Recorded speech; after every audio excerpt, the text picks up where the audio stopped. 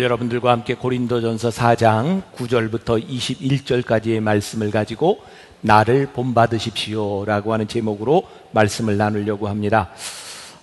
이 바울에 대한 신앙 고백을 보면서 여러 가지를 깨닫게 되지만 특별히 오늘 말씀을 통해서 저는 사역자로서의 바울을, 또 제가 목회자이기 때문에 더 이렇게 안타까운 마음으로 또 바울의 마음을 이해할 수 있는 것 같습니다.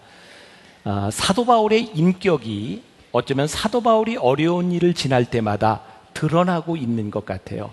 오늘 본문 말씀을 보면 사도 바울과 아볼로 사역자들이 열심히 사역을 하는데 고린도에 있는 교인들에게 자기가 하고 있는 사역만큼 인정을 받지 못했던 것 같아요. 때로는 무시를 당하기도 하고 때로는 억울함을 당하기도 하는 것 같아요.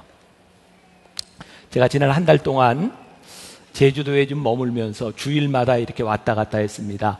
여러분들은 저를 계속 보셨지만 제가 한 달 동안 조금 쉬면서 지금 건강도 좀 회복하고 해야 되겠다 그래서 왔다 갔다 했는데, 제가 오늘 또 이제 3주 만에 설교를 하는 거죠. 제가 이번 주말에 올라오면서 비행기 안에서 말씀을 이렇게 준비하고 하이라이트도 하고 이렇게 생각나는 걸 적기도 하고, 짧은 시간이지만 제주도에 올라오면서 준비를 하고 집에 왔는데 제가 준비한 말씀을 비행기 안에 놓고 내렸어요. 제가 참 아끼는 몽블랑 펜과 그리고 원고를 놓고 내린 걸 집에 와서야 알았습니다. 요즘 죄송하지만 저도 나이가 들어가는 현상이 자꾸 나타나는데 건망증이 자꾸 심해져서 뭐 안경도 놓고 오고 스마트폰도 놓고 오고 지갑도 놓고 오고 그래요. 몽블랑 펜도 아깝지만 제가 써놓은 글을 잃어버린 게 너무 아까웠어요. 그래서 전화를 했어요. 공항에 전화를 했더니 그 분실물 센터에 와 있는 게 없고 못 찾을 것 같다는 거예요. 제가 비행기를 많이 타고 다녔기 때문에 제가 이제 프라이어리티 그런 이제 멤버가 되어서 비행기에 타면 와서 이렇게 늘 승무원들이 인사도 하고 하는데, 저는 그래서 제가 타고 다니는 그 항공사 비행기가 참 좋은 줄 알았어요. 그런데 못 찾겠다 그러는 거예요. 제가 상식적으로 생각을 해도 조금만 한 번만 더 수고를 하면 그 시간에 누가 와서 청소를 했는지 알 수 있을 텐데 그걸 모른다고 하니까 제가 알고 있었던 항공사가 그렇게 좋은 항공사가 아닌 것 같아요. 제가 어디라고 말은 안 하겠어요. 서비스가 그래서는 안 되는데, 다른 때는 몰랐어요.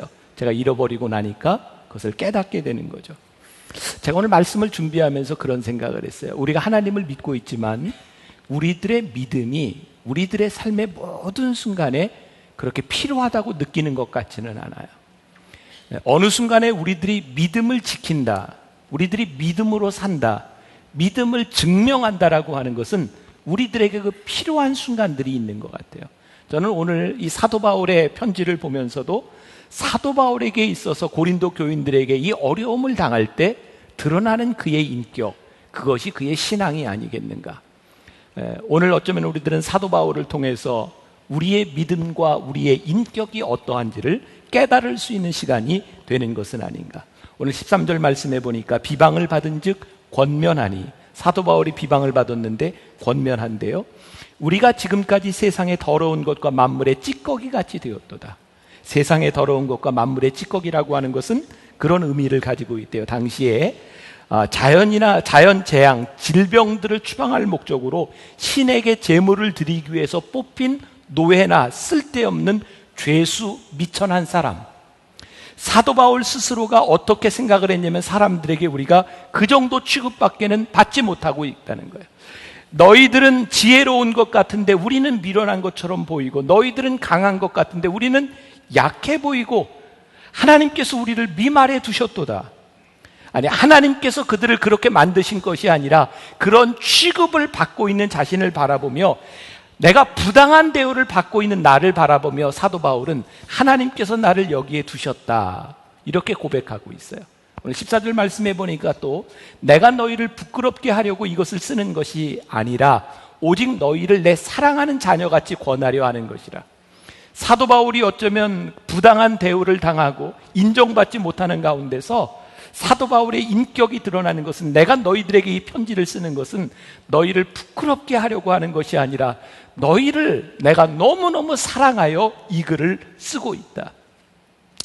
제가 목회자이기 때문에 사도 바울의 마음이 더 많이 와닿는 것 같아요. 목회자에게 제일 힘든 것, 우리가 하나님의 일을 한다고 하지만 목양을 하면서 교인들에게 인정을 받지 못하고 교인들에게 억울한 소리를 들을 때 그것을 내가 항변할 수 없을 때 얼마나 힘든지 몰라요. 여러분들도 여러분들의 삶에서 나를 변호할 수 없는 순간들, 나를 변호하며 더 상황이 꼬여가는 순간들을 보며 우리들이 얼마나 힘이 듭니까? 그런데 사도 바울이 우리들에게 도전을 주는 거예요. 내가 이렇게 어려움 가운데서 너희들에게 이 편지를 쓰는 것은 나의 마음속에 너희를 향한 변치 않는 사랑 때문에 내가 이 글을 쓰고 있는 것이다. 제가 말씀을 준비하는 중에 저에게 떠올랐던 인물 다윗이 있어요. 다윗은 우리들의 상식으로는 이해할 수 없는 믿음과 그의 신앙이 아니고는 설명되지 않는 행동을 보입니다. 다윗이 하나님 앞에 기름 부음을 받고 그가 왕이 되어야 마땅한데 왕이 된 것이 아니라 사울 왕에게 쫓김을 받으며 죽음의 위협을 느낄 때 그는 사울 왕을 죽일 수 있는 기회들이 몇 번 왔었죠. 근데 사도 바울은 그 왕을 죽이지 않습니다. 그는 이렇게 이야기하죠. 하나님께서 기름 부음 받은 저자를 내가 어떻게 죽이리요? 그는 손을 대지 않습니다. 다윗이 왕이 되었습니다. 아마 다윗의 인생에서 제일 힘들었던 순간일 것 같아요. 그의 사랑하는 아들 압살롬에 의해 그 아들이 반역을 일으킴으로 인하여 쫓김을 당하고 죽음의 위협 가운데 있을 때, 요즘 롯데 때문에 훨씬 더 우리가 이해가 잘 될 것 같아요. 아들의 반란, 그 아버지가 정신이 있는지 없는지 몰라도 그게 얼마나 힘든 순간일까. 다윗이 아들에게 쫓겨서 자기의 성을 빠져나가 도망가는 그 순간에 자기의 신하였던 시므이라고 하는 사람이 다윗을 저주합니다. 도망가고 있지만 아직은 왕입니다. 다윗을 호위하고 있는 군사들이 시므이를 죽이려고 하지만 다윗이 죽이지 못하게 합니다. 그런 이렇게 얘기합니다. 아마도 하나님께서 저를 통하여 나를 저주하시나 보다. 다윗은 자기가 상한 그 상황 가운데, 처한 상황 가운데 그것을 믿음의 눈으로 보며 그것을 복수나 칼을 든 것이 아니라 하나님께서 이 상황에서 나에게 무엇을 말씀하는가, 믿음으로 자기의 상황을 보기 시작합니다. 사도 바울이 고린도 교인들 인하여 어려움을 당하고 있을 때 하나님께서 나를 이렇게 어려움 가운데 처하게 하신 이유는 무엇일까? 그러면 그들을 위해 기도할 수 있었던 사도 바울의 마음. 돌아가신 저희 아버님과 친구인, 그렇게 많이 알려진 목사님이 아닙니다. 서형선 목사님이라는 분이 시를 하나 썼습니다. 시적으로 얼마나 가치가 있는지는 모르지만 그 내용이 참 좋아서 여러분들과 함께 좀 나눠보려고 합니다. 제가 읽어드릴게요. 주님, 나는 당신에게 출세의 길을 위해 힘을 원했으나 당신은 제게 순종을 배우라고 나약함을 주셨습니다. 주님, 나는 위대한 일을 하고 싶어 건강을 청했으나 당신은 보다 큰 선을 행하게 하시려고 병고를 주셨습니다. 주님, 나는 행복하게 살고 싶어 부귀를 청했으나 당신은 내가 지혜로운 자가 되도록 가난을 주셨습니다. 주님, 나는 만민이 우러러 존경하는 자가 되고 싶어 명예를 청했으나 당신은 나를 비참하게 만드시어 당신만을 필요로 하게 하셨습니다. 주님, 나는 홀로 있기가 외로워 우정을 청했으나 당신은 세계의 형제들을 사랑하라는 넓은 마음을 주셨습니다.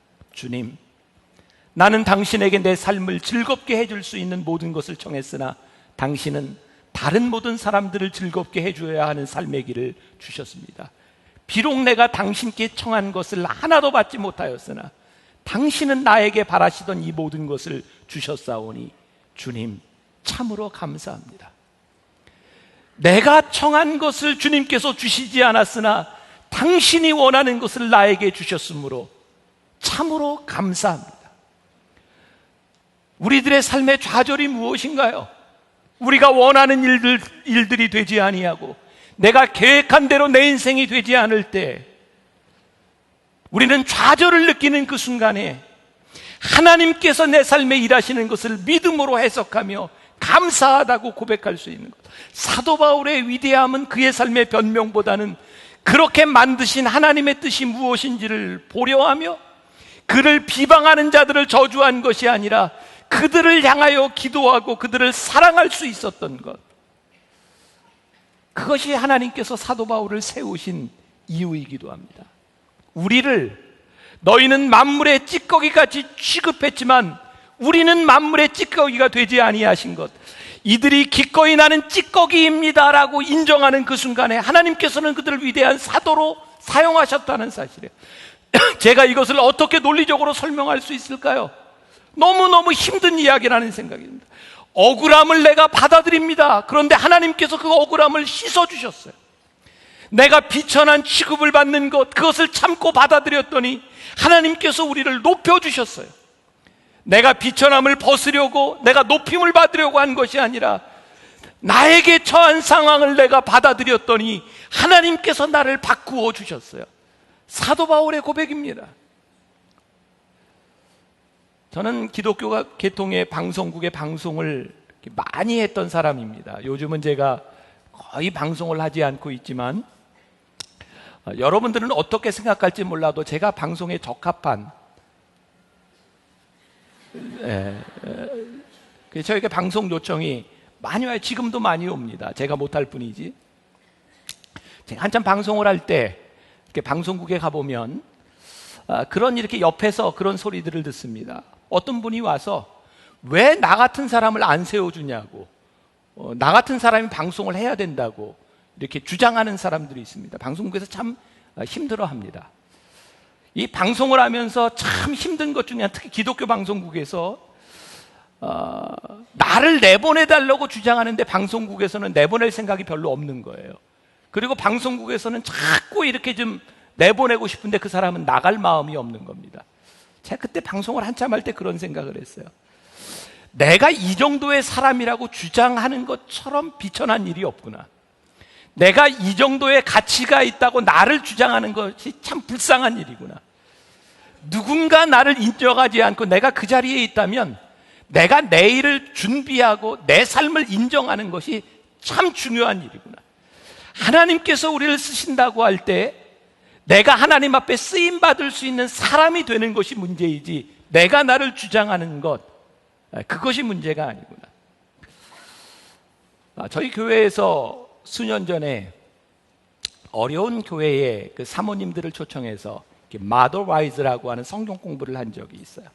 우리 교회 부목사님 사모님들이 같이 봉사하면서 그렇게 섬겼던 일인데, 제 아내가 그 성경 공부를 같이 하면서 어느 날 저에게 그런 얘기를 하더라고요. 같이 공부하던 사모님 중에 한 분이 안 나오기로 했다는 거예요. 그리고 거기서 끝났으면 되는데 또 왜 안 나오는지 궁금해서 물어보게 되었고, 그 사모님도 그냥 얘기를 안 했으면 되는데 또 이렇게 솔직하게 얘기를 했던 것 같아요. 이런 이야기를 했답니다. 나는 아주 작은 교회에서 사역을 하고 있는 목사님의 아내인데 사모님이 마더라이즈를 인도하는 걸 보면서 기분도 나쁘고 그냥 싫었다는 겁니다. 이유는 내 남편도 아버지를 잘 만나서 큰 교회 목사가 되었더라면 나도 큰 교회 사모가 돼서 이 일을 하고 있을 텐데 내가 배우러 와 있는 내 모습이 너무 비참하고 그래서 미워서 나오지 않는다고. 그리고 그렇게 나오지 않았어요. 저는 가끔 이런 생각을 합니다. 하나님은 때때로 우리를 쓸 수 있는 그릇을 만들어서 사용하기도 하시지만 그릇에 합당한 사역을 맡겨주시는 분이다. 저는 아버지를 잘 만났습니다. 어떻게 해요? 잘 만난 거. 제가 목회하는데 저의 가장 큰 자산은 제가 목회자의 아들로 태어났다는 겁니다. 저는 태어나면서부터 목회를 보고 배웠습니다.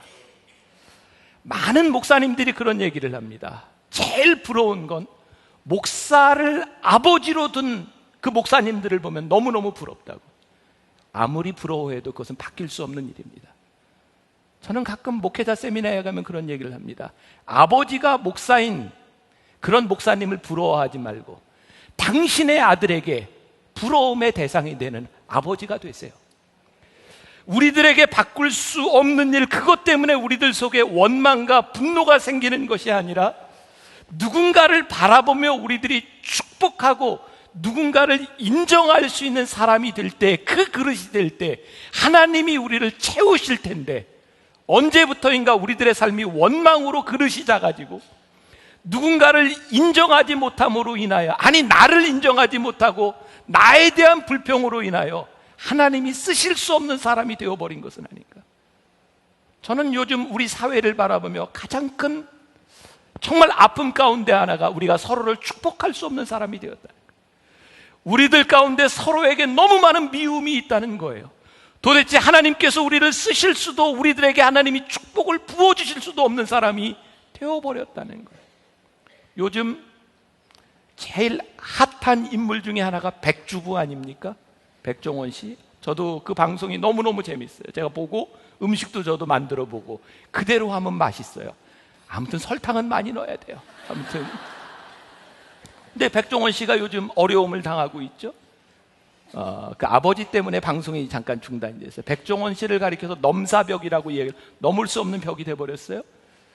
돈 많은 아버지, 15살이나 어린 소유진 씨와 결혼한 남자, 게다가 성격도 좋아요, 음식도 잘 만들어요. 도대체 넘을 수 없는 사람. 그런데 호재가 터진 거예요.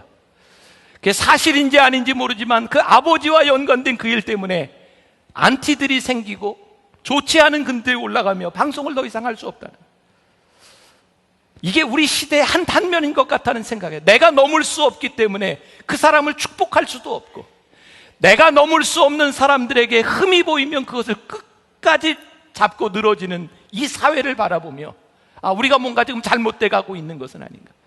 저는 하나님이 사도 바울을 끝까지 쓰실 수 있었던, 위대한 사도로 쓰실 수 있었던 이유 가운데 하나가 사도 바울에게 주셨던 마음이라고 생각해요. 그의 인격이라고 생각해요. 오늘 사도 바울은 교인들에게, 고린도 교인들에게 이렇게 말을 해요. 16절 말씀, 아마 오늘 말씀 가운데 제일 중요한 구절이 될 것 같아요. 16절 말씀 우리 같이 한번 봉독해 볼까요? 그러므로 내가 너희에게 권하노니 너희는 나를 본받는 자가 되라.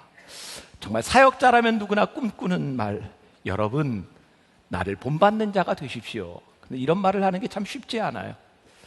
우리는 누군가에게 이렇게 말을 합니다. 여러분 제 모습을 보지 마시고요, 저를 본받으려다 실망하지 마시고 하나님을 보세요. 하나님의 말씀을 따라 사세요. 어쩌면 겸손한 말인 것 같지만 우리들에게 가장 자신 없는 말은 아닐까. 제가 금요일에 교인들과 함께 말씀을 나누며 캐리 슈기 쓴 Be the Message라고 하는 책을 잠깐 인용한 적이 있어요. 그 책에 Be the Message, 당신이 메시지가 되십시오 라고 하는 말인데, 우리들이 성경대로 사는 것, 우리들이 성경을 가르치는 것, 그것이 중요한 것이 아니라 여러분들이 바로 그 복음의 메시지가 되십시오. 사실 우리들이 복음의 메시지가 되고 우리들이 말씀이 된다면 우리는 이렇게 이야기할 수 있습니다. 여러분 나를 본받으십시오. 여러분들이 나와 같이 되면 참 좋겠습니다. 여러분들이 만일 자녀들을 향하여 얘들아 엄마 아빠처럼 살아라 라고 말할 수 있다면 여러분들은 성공적인 부모일 겁니다. 그러나 너희들은 절대로 엄마 아빠처럼 살지 말아라, 엄마 아빠를 보지 말아라 라고 얘기한다면 아이들에게 격려가 아니라 여러분들은 무언가 잘못되고 있는 것은 아닐까. 요즘 젊은이들이 이렇게 말을 한답니다. 부모는 교과서가 아니고 참고서다. 부모는 교과서가 아니라 참고일 뿐입니다. 사실 부모에게 있어서 가장 큰 성공, 아이들에게 교과서가 되는 것이 아니겠습니까? 요즘 신앙인들도 보면 동일한 것 같습니다. 성경책이 교과서가 아니고 참고서입니다. 성경대로 사는 것이 아니라 단지 성경을 참고할 뿐입니다. 예수님이 우리의 스승은 되시지만 우리들의 삶의 전적인 주인이 되시지 않습니다. 그래서 우리들이 살아가는 삶이 말씀과 같지 아니한 것입니다. 고린도 교인들, 그들은 말씀을 배운 사람들, 예수님의 말씀을 들은 사람들, 그들은 교회에서 예배를 드리는 사람들이었습니다. 그런데 문제는 그들이 주님의 말씀을 들으면서도 그들이 최고라고 생각했고 말씀을 참고할 뿐이었어요. 사도 바울이 그게 너무너무 안타까웠던 거예요.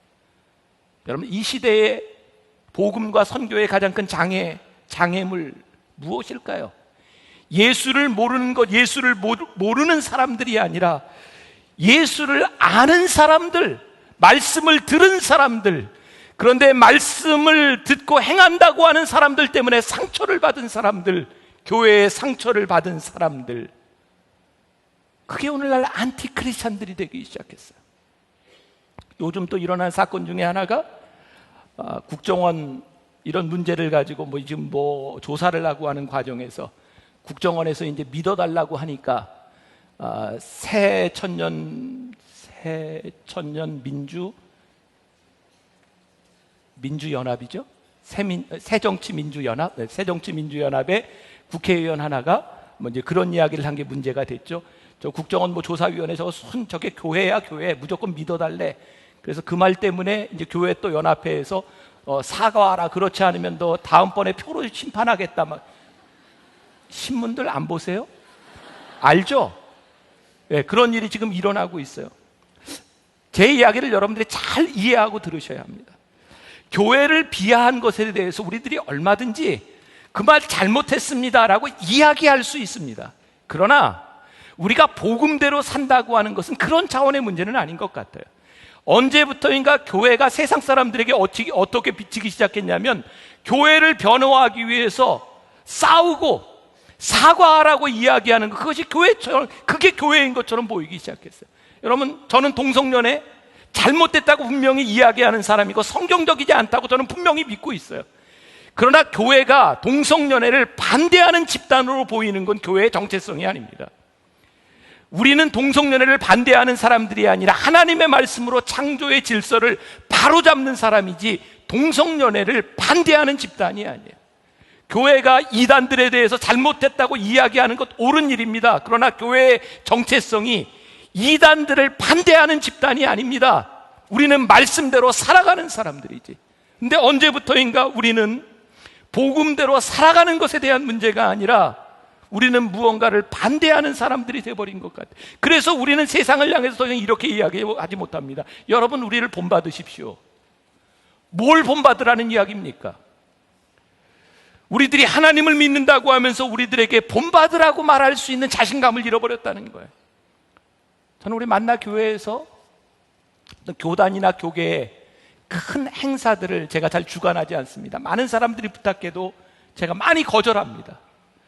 제가 담임 목사가 되고 초창기에 저희 교회에서 몇 번 행사를 하고 났더니 우리 교인들이 마음에 상처를 많이 받아요. 안내하고 이렇게 봉사하면서 나중에 들리는 얘기가, 그렇게 안내를 하고 사람들에게 부탁을 하는데 너무너무 말을 안 듣는다는 거예요. 목사님들 중에 뭔가 좀 높은 목사님일수록 말을 안 듣는다는 거예요. 제가 여행 가이드에게 들은 이야기입니다. 여행을 가이드하며 제일 힘든 그룹 첫 번째 목사님들, 말 안 듣는데요. 교수, 말 안 듣는데요. 조금도 불편한 것을 참지 못합니다. 저도 목사입니다. 그래서 제가 얘기할 수 있는 것 같아요. 목회를 하면서 교인들이 전부 저를 잘해줍니다. 언제부터인가 제 중심으로 돌아가기 시작해요. 제 중심으로 돌아가지 않으면 참지 못해요.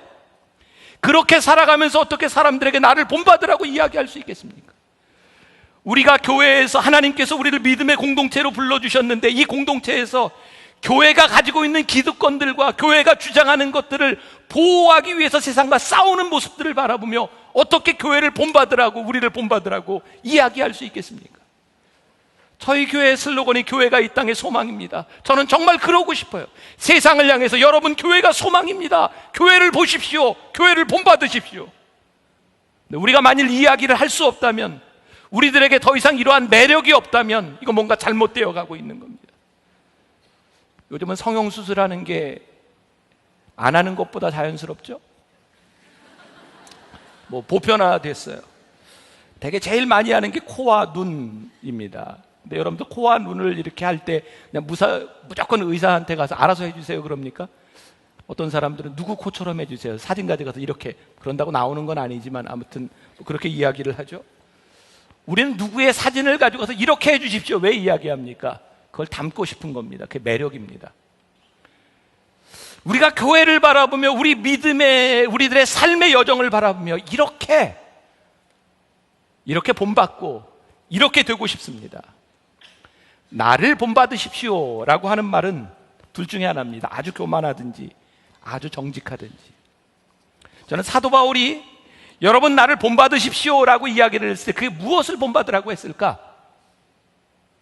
사도 바울은 개인 자신을 본받으라고 한 것이 아니라 사도 바울은 적어도 내가 그리스도를 본받아 살아가려고 하는 나를 본받으십시오.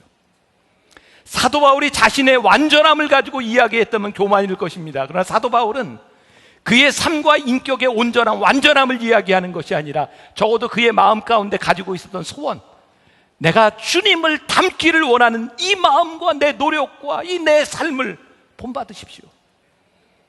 사도 바울이 이렇게 본받으라고 이야기할 수 있었던 이유 가운데 하나가 오늘 본문 말씀 15절입니다. 같이 한번 봉독해 보겠습니다. 15절 시작. 그리스도 안에서 1만 스승이 있으되 아버지는 많지 아니하니 그리스도 예수 안에서 내가 복음으로써 너희를 낳았음이라. 그리스도 안에서 1만 스승이 있으되 아버지는 많지 않다. 여기서 스승이라고 하는 말은 영어로 얘기하면 트레이너 혹은 튜터라고 말할 수 있는 사람입니다. 사도 바울은 스승과 아버지를 구분해서 이야기하고 있는데 성경에 나오는 이 스승, 트레이너, 튜터라고 하는 말은 다른 말로 얘기하면 몽학선생. 어떤 사람이냐면 당시 그 헬라 문화에서 자녀들을 낳으면 자녀들을 이렇게 돌볼 수 있는 그 몽학선생을 뽑는데 노예 중에 지혜롭고 착하고 순종자라는 사람을 통해서 자녀의 교육을 맡깁니다. 그러나 스승일 뿐입니다. 사도 바울은 내가 너희의 아버지로 내가 너희를 낳았다. 너희들이 나를 본받으라라고 하는 그의 마음의 소원은 단순히 가르치는 스승의 차원이 아니라 내가 너의 아버지이기 때문이다. 여기에서 아버지라고 하면 영어로 begot, 이 말은 육신의 아버지로 끝나는 것이 아니라 내 믿음의 유산을 물려줄 자, 너희가 내 아들이고 내가 아버지이므로 너희가 나를 닮기를 원한다. 이번 주간에 제가 갑자기 그런 생각이 났어요. 내년 사역을 시작하면서 저에게 장로님들이 많은데 장로님들에게 그런 걸 한번 요청해야 되겠다. 우리 장로님들보다 믿음의 연조가 조금은 짧은 사람들 중에 딱 한 사람만 택해서 믿음의 자녀로 삼으십시오. 그리고 장로님들이 사역을 그만둘 때 내가 이 사람에게 내 사역을 물려주고 싶다라는 마음이 들 정도의 그런 믿음의 아버지가 되었으면 좋겠습니다. begot. 내가 내 믿음을 물려줄 수 있는 사람을 만들 수 있다면, 저는 우리 교회와 이 민족의 소망이 무엇일까? 교회의 소망이 무엇일까? 우리들이 내 믿음의 유산을 물려줄 수 있는 믿음의 사람을 우리들이 만들어가는 것이 아닐까? 저는 사도 바울이 이야기했던 여러분 나를 본받는 자가 되십시오, 나를 본받으십시오 라고 이야기했던 것, 혹시 지나가다가 아무 애나 붙잡고 얘야 나를 좀 닮아라, 나를 좀 본받아라 이런 얘기 하지 않습니다. 그 아이는 나와 관계가 없기 때문입니다. 내가 사랑하는 아들, 내 자식에게 네가 나를 본받았으면 좋겠다 라고 하는 말은 아주 간절한 마음입니다. 자식이 아버지를 닮는 것이 소원일 때, 내 자식이 나와 같기를 원할 때, 그게 성공적인 삶이듯이 이 세상을 바라보며 여러분 교회를 보십시오 라고 말할 수 있을 때, 세상이 교회를 바라보며 내가 교회에서 무언가 배울 것이 있다고 느낄 때, 어제 통일 콘서트에서 탈북자로서 1호 정치학 박사가 된 주승현 박사가 그런 이야기를 하더라고요. 북한은 통일의 준비가 되어 있습니다. 통일이 되려면 몇 가지 문제가 해결이 돼야 되는데, 주체사상도 해결이 돼야 되고 통제도 해결이 돼야 되고, 북한은 이미 주체사상도 무너져가고 있고 통제도 무너져가고 있고 시장경제로 가고 있고, 북한은 통일의 준비를 해가고 있는데, 돼가고 있는데 남한이 준비가 되어 있지 않습니다. 남한 사람들의 마음이 준비가 되어 있지 않습니다. 그리고 무엇보다도 교회가 준비되어 있지 않습니다. 저는 그 이야기를 들으며 하나님께서 우리 교회를 쓰시기 위하여, 우리 교회를 축복의 통로로 사용되기 위하여 우리들이 이야기하는 것은 항변이 아닙니다. 우리는 그런 사람이 아니고 그런 단체가 아니고 그런 존재가 아닙니다가 아니라 우리들이 be the message, 우리들이 메시지가 되고 적어도 나를 닮으십시오라고 이야기할 수 있는 복음이 우리들 가운데 살아있을 때 저는 하나님께서 우리를 충분한 그릇으로 사용하시리라 믿습니다. 이번 한 주간 우리들의 삶에서 내가 부모로서, 내가 신앙인으로서 내가 완전할 수는 없지만 닮아가려고 하는 이 모습을 닮으라고 말할 수 있는 그런 믿음의 고백을 할 수 있는 여러분들이 되시기를 주님의 이름으로 간절히 축원합니다.